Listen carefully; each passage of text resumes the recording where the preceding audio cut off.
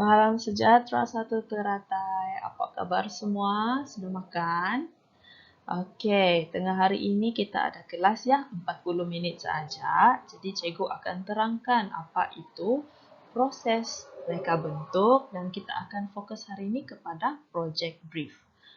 Okey, sebelum kita tengok apa itu project brief, kita akan tengok dulu gambar. Ada 2 gambar yang cikgu sediakan untuk kamu, untuk kita bincangkanlah bersama. Okey?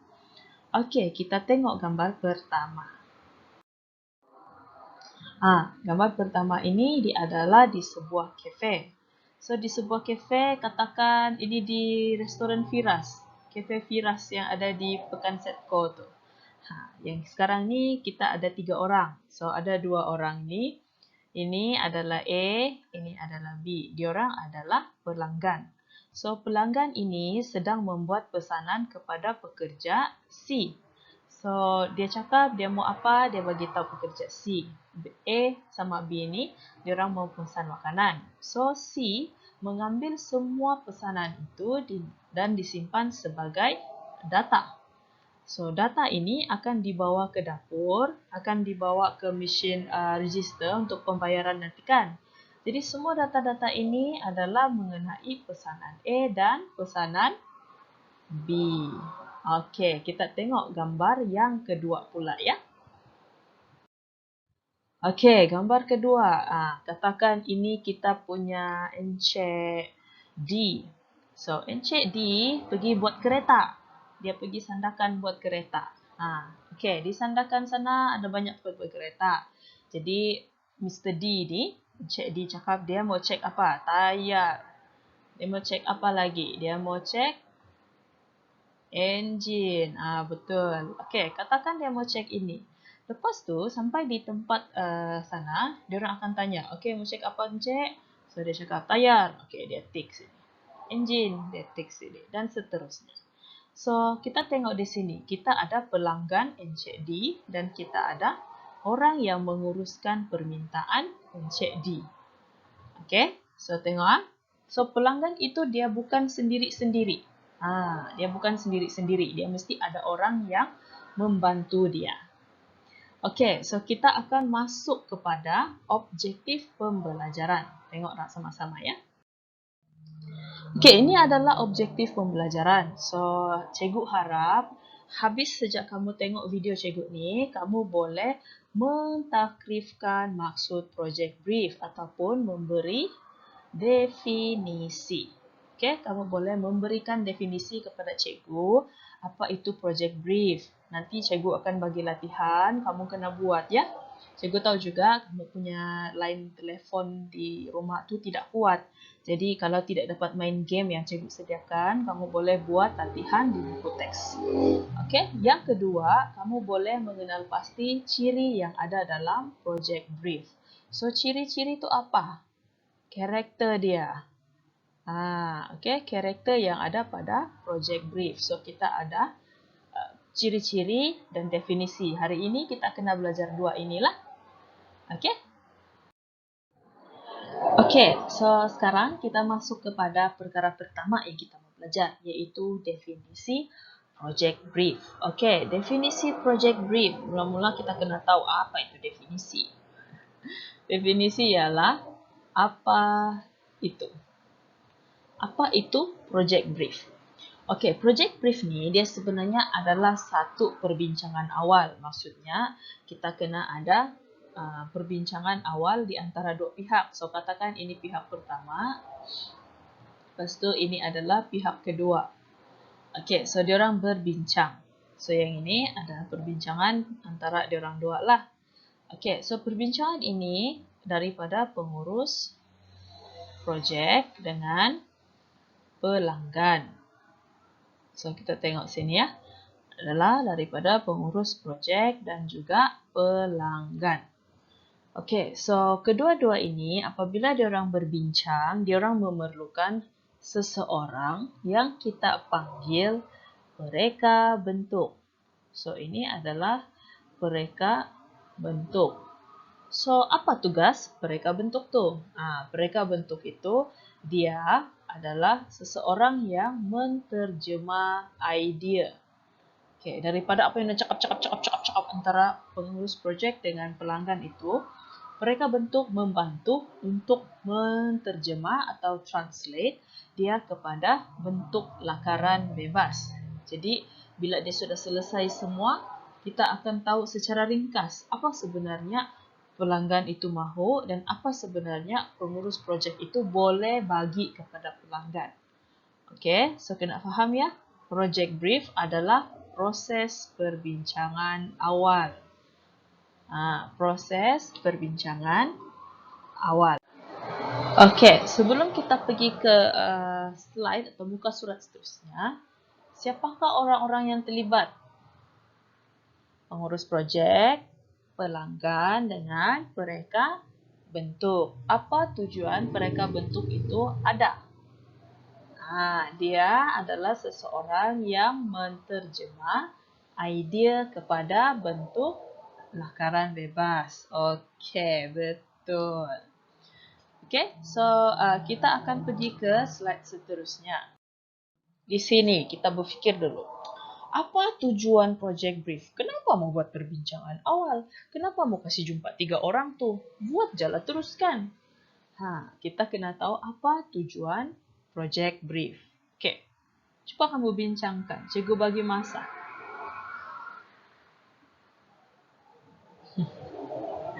Okey, so yang ini dia punya tujuan sebenarnya sangat-sangat mudah. Kan dia cakap perbincangan awal. Okey, so bila perbincangan awal, dia adalah untuk kita mendapatkan maklumat secara terus. Okey, maklumat secara terus. Nampak pula kan? Okey, tiapa. Okey, untuk mendapatkan maklumat secara terus daripada siapa? Daripada encik pelanggan. So, katakan kamu ini diberi duit. Contoh dia lah, kamu diberi duit. Okey, Adham, saya ni orang kaya. Saya mau bagi kamu duit banyak-banyak. Jadi, apa yang saya mau kamu buat? Kamu buatlah satu produk yang buat saya kaya balik. Kalau dia bagi kamu begitu, berapa lama kamu kena fikir untuk mendirikan satu produk? Kan? Jadi, kamu kenalah buat project brief. Okey, bawa Adham, bawa orang kaya tadi tu, dia pergi berjumpa dengan mereka bentuk, lepas tu bincang. Okey, bincang melalui ciri-ciri projek. Okey, bincang melalui ciri-ciri projek. Apa produk yang kamu mahu sebenarnya?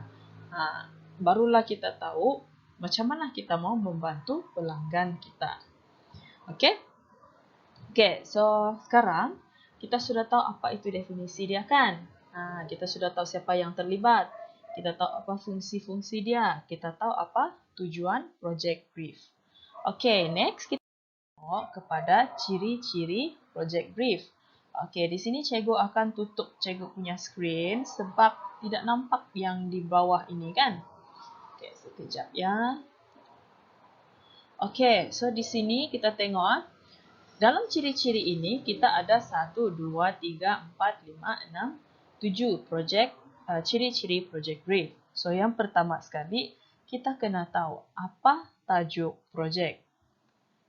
Apa tajuk projek? Kita kena mulakan semua dengan bertanya apa nama dia? Apa nama dia? Okey, apakah tajuk projek? Lepas tu bila sudah ada nama, kita tanyalah pelanggan kita.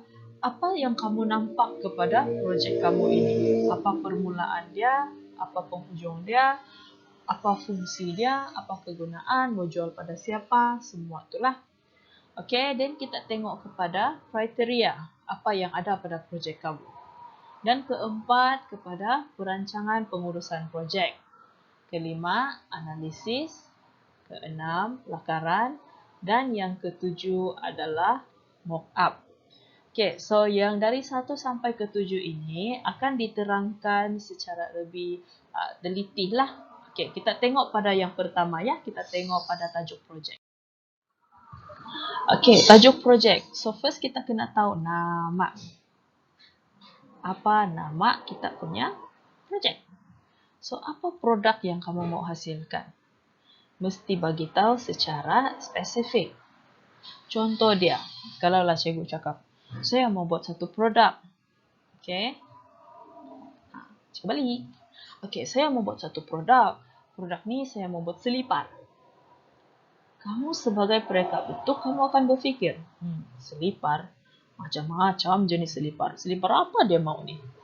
Oke, so yang ini dia kena spesifik lah bagi tahu. Oke, selipar itu diperbuat daripada apa, bentuknya macam mana, adakah dia selesa dipakai, ada dia dipakai untuk confident dan macam-macam lagi lah. Dan kena bagi gambaran awal, reka bentuk dan fungsi-fungsi produk tersebut. Untuk gambaran keseluruhan projek pula, yang ini yang kedua kan? Okey, yang kedua ini dia terbahagi kepada dua bahagian. Yang pertama pengurusan projek dan yang kedua gambaran awal produk. So gambaran awal produk ini dia boleh dari salah type foto ataupun gambar, bahan konkret, tayangan video dengan lakaran. So yang terbahagi kepada dua ini kita ada dua lagi lah di sini. So gambaran awal itu dia boleh daripada 4 benda ini. Okey, kita pada yang ketiga. Yang ini adalah kriteria produk. So kriteria dia melibatkan apa yang kamu sudah belajar di bab 1 dan bab 2. Ingatkan tak? Okey, so elemen dan prinsip yang sudah kamu belajar di bab 1 dan 2 akan dimasukkan ke dalam project brief. Akan diberitahu dalam project brief supaya mereka bentuk, tukang buat nanti itu dia tahu apa yang sebenarnya disampaikan oleh pelanggan kepada pengurus projek dan mereka bentuk. Okey, rujukan ni dia boleh dibuat berdasarkan produk sedia ada yang ada di pasaran sudah. Macam tadi cikgu cakap kalau ada orang mau buat selipar, dia mau jual selipar kan, kita boleh rujuk balik kepada selipar-selipar yang pernah dijual orang. Okey. Okey, dan seterusnya kita tengok kepada yang keempat, perancangan dalam pengurusan projek. So, perancangan ini dia melibatkan semua benda. Yang ada di sini cuma 5 lah, cikgu senaraikan 5 saja. Okey, first kita tengok skop kerja. Sama ada penghasilan produk itu ada berskala besarkah, sederhanakah ataupun kecil saja. Okey, daripada skala ini kita tahu bahawa kos pengeluaran itu perlu besar kah, sikit kah, banyak kah, begitulah. Okey, so kita tengok kepada kuantiti yang hendak dihasilkan. Macam contoh tadi kita balik pada pembikinan selipar. Takkan nak kamu mau buat selipar untuk dijual buat satu saja kan? Mesti buat banyak-banyak. Bila kita buat banyak-banyak, kita boleh jual banyak-banyak. Boleh dapat untung banyak-banyak. Begitu. Okey, selain daripada kos, kita juga mau tengok kepada masa. Berapa panjang tempoh penghasilan. Start daripada perbincangan, pembuatan, testing, baru penjualan. Semua itu kita kena masukkan dalam perancangan. Okey, seterusnya perancangan jadual kerja. So, yang ini merujuk kepada masa yang telah ditetapkan. Katakan dia bagi masa 3 bulan. Okey, 3 bulan kamu kasih settle semua. So, kamu kena ada jadual kerja lah untuk pastikan kerja kamu itu boleh siap dalam masa 3 bulan tadi. Okey, dan setelah kita buat jadual kerja, barulah kita boleh membentuk kumpulan kerja. Siapa yang buat dulu, siapa yang buat kemudian, apa tugas dia, dan semua itulah. Okey, so kita tengok kepada yang kelima. Yang kelima adalah analisis kajian. So, analisis kajian ini, apa yang dia perlu buat? So, dia ada dua. Satu, kajian reka bentuk. Satu lagi, kajian pasaran. Kalau reka bentuk itu, start daripada pembikinan, katakan tadi kita sudah lukis semua seliparnya. Lukisan tu kan? So, kita kena tengok balik reka bentuk dia. Sama ada dia memenuhi kriteria yang kamu sudah belajar di bab 1 dan bab 2. Okey, dari segi reka bentuk dia, adakah fungsi dia betul, adakah dia menerangkan ciri-ciri model. Okey, yang kedua adalah kajian pasaran. So, kamu kena tengoklah kamu mau jual pada siapa? Kanak-kanak kah, orang dewasa kah, orang tua kah? Jangan pula kamu cakap mau jual dengan orang yang tidak memerlukan selipar. Tiada kan begitu. Mesti mau jual kepada orang yang memerlukan selipar. Okey, macam mana kita mau tahu kehendak diorang? Apa yang diorang mau pada sepasang selipar? So, kamu boleh buat soal selidik. Soal selidik bermaksud kamu pergi buat questionnaire, kamu bagi-bagi dia orang Google Form macam yang kita selalu buat.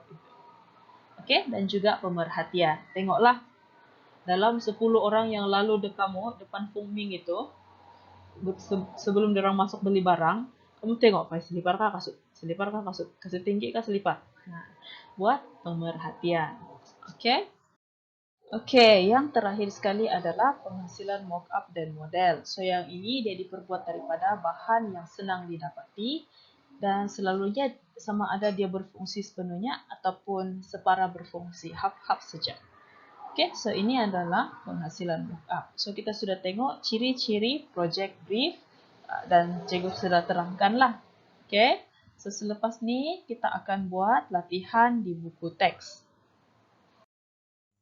Okey, so sebelum kita tamat hari ini, cikgu ada buat satu permainan di Kahoot. Dia akan menguji kamu punya pengetahuan sepanjang bab hari ini, pembelajaran hari ini.